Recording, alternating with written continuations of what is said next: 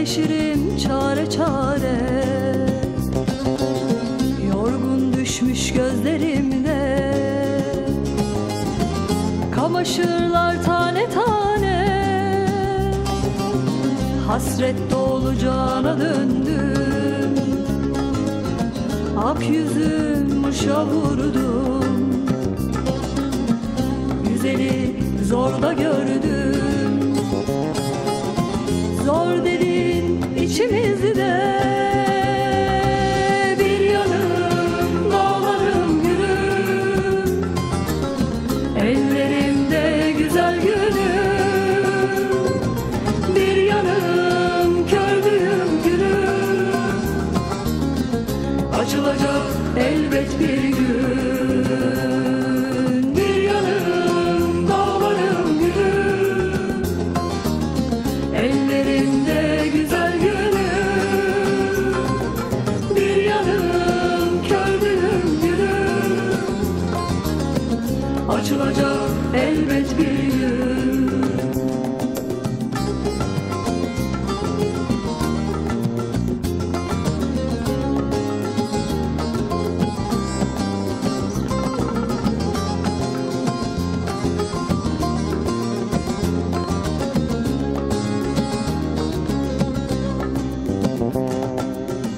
Dayan ha yüreğim dayan,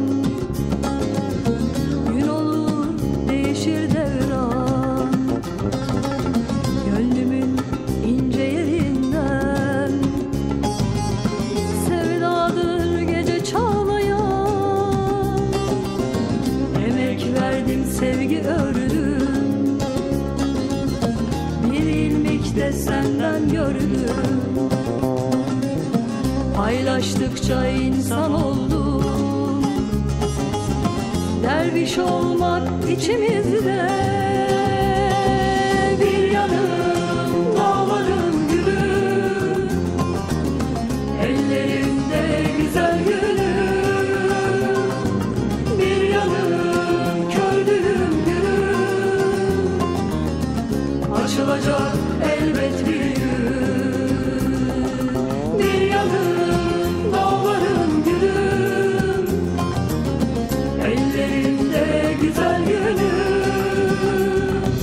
Bir yanım kördüğüm gülüm, açılacak elbet bir gün. Bir yanım dağlarım gülüm, ellerimde güzel gülüm.